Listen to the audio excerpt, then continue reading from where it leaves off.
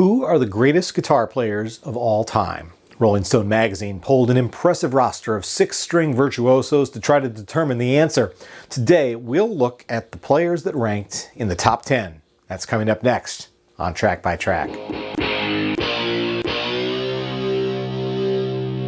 Hey everybody, my name's Kyle and this is Track by Track, music reviews, news, and commentary. Thanks for tuning in today, and if this is your first time here, please take a second to hit subscribe so that you don't miss future reviews and more.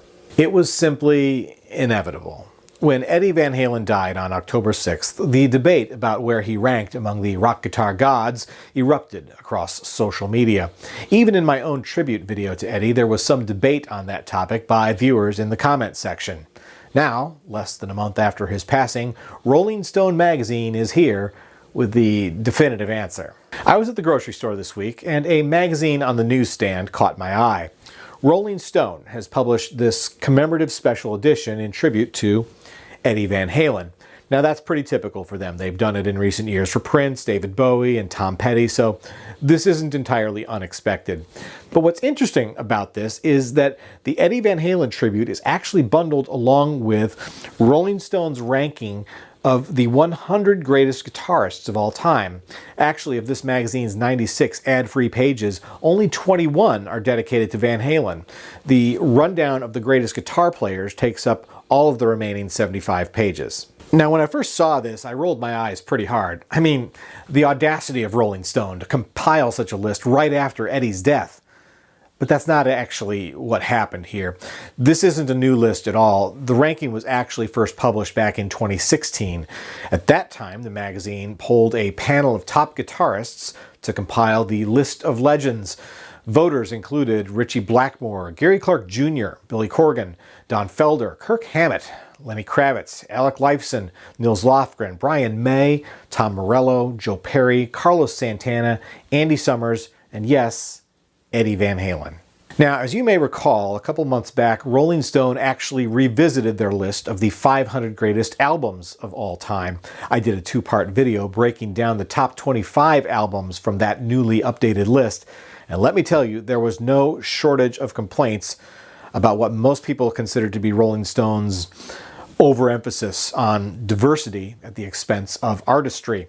On top of that, many of you questioned the ability of many of the much younger voters to fully appreciate the legacy music released in some cases decades before they were even born. Although ultimately I would say any attempt at making a list of the greatest anything of all time is doomed to be subjective. I do at least appreciate the arguably more qualified approach that was taken in compiling this list. After all, with the majority of the voters being successful and acclaimed guitarists themselves, it's not unreasonable to say that these folks know what they're talking about. Still, in the shadow of their, recently diversified albums list, it bears pointing out that of the 58 voters on this list, only 4 are women. There's no denying the career field of rock guitar player is heavily male-dominated, but still, do you mean to tell me that St. Vincent wasn't available to cast a ballot? In any case, I think the list itself is bound to be much less controversial than the greatest albums list. It's certainly more focused and, as you might expect, leans heavily toward the genre of rock. While many have questioned the influx of R&B and rap records on the greatest albums list, those genres are practically and unsurprisingly absent on the greatest guitarists list. So what I'm going to do today is recap the top 10 entries and share my thoughts on how they ranked or why I think they placed where they did. I think that when you see the list of legendary players that landed in Rolling Stone's top 10, you'll find very few you disagree with, although you may take issue with the order. Kicking off the top 10, we have Pete Townsend of The Who. When I think about the acts that I consider to be the biggest bands of all time, The Who definitely makes the cut. Even if Pete Townsend didn't make the list on the merit of his musicianship, he'd still deserve a spot if only for his style. Townsend's onstage antics practically set the standard for what a larger-than-life guitar hero should be. From his windmill solos to his not just smashing but demolishing of guitars, there'd never been anyone truly like this before. Pete Townsend inspired countless future guitar slingers to do more than just play the instrument. You have to play the role. At number 9 on Rolling Stone's list of the greatest guitar players of all time is Duane Allman. There's tons of rock guitarists on the list, as well as a number of blues guitarists as well. But when it comes to blues rock guitarists, Allman arguably outshines them all. Rolling Stone ranks him higher than Stevie Ray Vaughan, who landed just outside the top 10 at number 12. I could probably go either way as far as the blues rock throne is concerned, and in either case it's a tragedy that we lost these masters far too soon. But for what it's worth, I tend to spin the Allman Brothers more often than Stevie, so in that regard, I'm happy to pay tribute to Duane here. Coming in at number 8 is the legend that inspired revisiting this list, and that's Eddie Van Halen. Now, as I said, this list was compiled in 2016, so Eddie's death has had no influence on how he ranked here. That being said, I'd be curious to see how he'd fare if the vote was conducted again today. I have a feeling he'd rise a few spots, and why not? Eddie Van Halen was an incredible player and truly had a sound that was all his own. He certainly inspired many to pick up the instrument and study his technique, but nobody really plays or sounds like Eddie. His presence in the top 10 is well deserved. At number 7, we have Chuck Berry, and I have to say this is a ranking that I struggle with a bit. There's no doubt that Berry changed the face of rock and roll and practically invented rock and roll guitar. No doubt he was great, but technically speaking, I'm not convinced his actual playing should rank him above a number of other musicians that came in lower on the list. His place in rock history is critically important though, not to mention he's a prime example of how the roots of rock are truly in black R&B music. Berry practically built the bridge. Of the legendary bluesmen on the list of the greatest guitar players of all time, it should be no surprise that B.B. King ranks above them all. King lands at number 6 on the Rolling Stone list, and I'd probably like to see him a notch or two higher. Not only did B.B. King create his own unique sound and almost language with the blues, he was an immeasurable influence on so many of the world's greatest guitarists. There are players still to come on this list that would probably say they wouldn't be who they are without following in King's mighty footsteps. Perhaps more than anyone else on this list, Jeff Beck is a guitar player's guitar player. He may not be the first name all rock fans think of when the question of greatest guitar players comes up, but as soon as he pops into your mind, the reaction is, of course, Jeff Beck. He's never quite had the larger-than-life persona that so many of the other players on this list have cultivated, but he's developed a level of respect as both a player and collaborator that is almost unrivaled.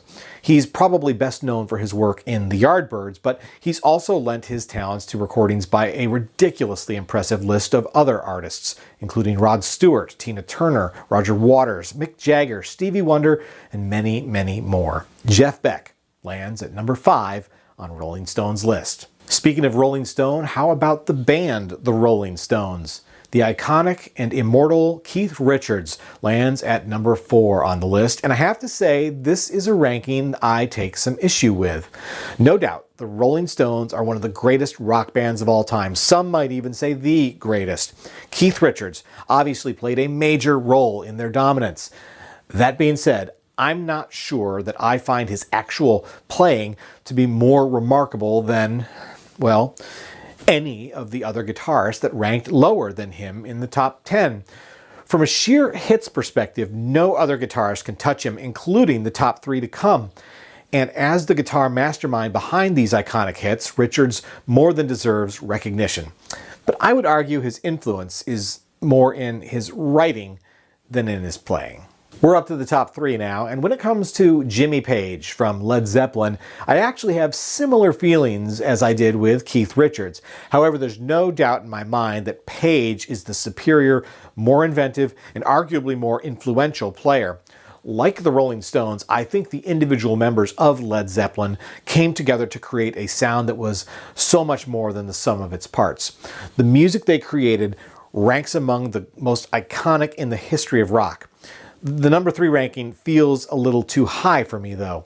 I like him in the top 10 for sure, but I might want to shuffle him around a bit with a few others on the list if I'm being honest. Coming in at number 2 on the list, This really could have been a coin toss. The guys ranked as the top 2 guitarists of all time are practically interchangeable when it comes to the incredible level of mastery they demonstrated over their instruments. So while guitar god Eric Clapton could just as easily have been ranked at number 1, I'm perfectly fine with him at number 2 in what I can only imagine is a virtual tie anyway. In a way, Clapton is the very highest standard by which any aspiring guitarist at any level could possibly measure themselves. In terms of sheer musicianship, no one can touch him. That's further evidenced by the fact that he is the only person to have been inducted 3 times into the Rock and Roll Hall of Fame, once with the Yardbirds, once with Cream, and once as a solo artist. The accolades are well deserved, as his playing is nothing short of absolute perfection. Eric Clapton is the very craft of guitar playing, bar none. Well, if that's the case, you say, what about number 1? Fair question, and we'll get there in just a moment. But first, let's talk for a moment about some of the other great guitar players that didn't manage to crack Rolling Stone's top 10. Landing just outside the list at number 11 is the legendary George Harrison. At number 14 is one of my favorite guitarists, Pink Floyd's David Gilmour.